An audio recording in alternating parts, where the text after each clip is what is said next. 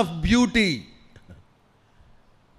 మేము యవనస్తులుగా ఉండేటప్పుడు, అంటే ఇంటర్మీడియట్ ప్రాంతాల్లో చదివేటప్పుడు యూత్ క్యాంప్స్లో బక్సింగ్ గారు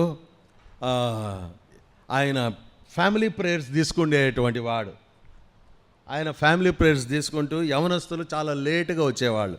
ఒక దినము ఈ మాట చదివి, కీర్తనలు 96 చదివి ఒక మాట అన్నాడు, మీరు చాలా లేటుగా వస్తూ ఉన్నారు, మార్నింగ్ టైమ్స్ ఎక్కువగా మీరు మిర్రర్ ముందర ఉంచుకొని, తర్వాత మీరు స్నోస్ కానీ పౌడర్లు కానీ పూసుకొని నేను ఎంత అందంగా ఉండానో అని చూసుకొని మళ్ళీ మీటింగ్కి వస్తూ ఉన్నారు.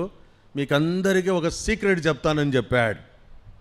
అనగా ఈ లోకం ఇచ్చే బ్యూటీ, ఈ సౌందర్యము కొత్తదే అని ఒక మాట యవనస్తులుగా చెప్తా వచ్చాడు. ఆయన ఏమన్నాడంటే, రీడ్ 10 chapters అంటే ఇంకొక మాట అన్నాడు, ఒక్కసారి నీ ముఖం అద్దంలో చూసుకో, నీ ముఖం అద్దంలో చూసుకో, 10 అధ్యాయాలు చదువు, మళ్ళీ వెళ్ళి నీ ముఖం అద్దంలో చూసుకో. పెద్ద ఆయన చెప్పిన మాట ఇట్ ఈస్ ట్రూ. అంటే దేవుని సన్నిధిలో దేవుడు మన ముఖ వర్చస్సునే మార్చేస్తాడు.